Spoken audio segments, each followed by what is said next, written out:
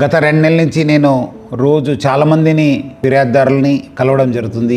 రకరకాల పేరుతోని రకరకాల చీటింగ్ అయిన వాళ్ళతోని కేసెస్ ఉంటావు. బట్ కొన్ని కేసెస్ చాలా అంటే చాలా బాధ కలిగిస్తుంది. ఎందుకంటే చాలా మంది అమ్మ నాన్నలు వచ్చి మా పిల్లలు మనకు పట్టించుకుంటలేరు, మా ఆస్తులు రాపించుకొని మనకంతా బయట పంపించారు, లేదంటే ఒక చిన్న ఇల్లులో పెట్టారు, మనకు రోజు కూడా గడపడము చాలా కష్టమవుతుందని చెప్పి వాళ్ళు చెప్పడం జరుగుతుంది. వాళ్ళందరూ కూడా పిల్లల్ని పిలిపించి మీరు కౌన్సిలింగ్ చేయండి సార్, కేసు కట్టండి అని చెప్పి చెప్పడం జరుగుతుంది.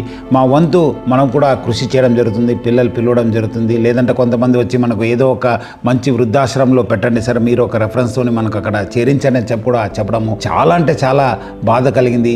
మీరు కూడా ఒకరోజు ముసలాళ్ళు అవుతారు, మీకు కూడా ఏజ్ అయిన ఓల్డ్ ఏజ్ సమస్యలు వస్తాయి. అప్పుడు మీరు ఇప్పుడు మీ తల్లిదండ్రులను బాగా చూసుకోకపోతే మీ ఒక పిల్లలు కూడా అదే నేర్చుకొని మీకు కూడా అదే పరిస్థితి రావచ్చు. ఎందుకంటే ఈరోజు ఈ ప్రపంచంలో రావడానికి కారణం వాళ్ళు ఎంతో కష్టపడి మనకు పెంచుంటారు.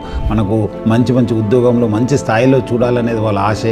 మనము ఆ స్థాయి చేరిన తర్వాత వాళ్ళని మర్చిపోవడం అనేది చాలా అంటే చాలా మంచి పద్ధతి కాదు, చాలా ఒక హీనమైన చర్య. సో ప్రజలందరూ కూడా కోరుతున్నాను, మీరందరూ కూడా మీ తల్లిదండ్రులను జాగ్రత్తగా చూసుకోండి. అలాంటి కేసు ఉన్నప్పుడు డెఫినెట్లీ మనం కూడా స్ట్రింజెంట్ యాక్షన్ తీసుకుంటాను. వాళ్ళ పిల్లలపైన వాళ్ళకి సంబంధించిన వాళ్ళు ఎక్కడ పనిచేస్తాను వాళ్ళు కూడా దృష్టికి తీసుకెళ్ళడానికి ప్రయత్నం చేస్తాను. ఎందుకంటే మళ్ళీ వాళ్ళు కూడా తెలియాలి చట్టం తన పని చేయాల్సి వస్తుంది. సో ప్రజలను కూడా అవకాశాన్ని కల్పించొద్దు, అమ్మ నాన్నల్ని బాగా చూసుకోండి అని చెప్పి నేను ప్రజలను కూడా మరీ కోరుతున్నాను.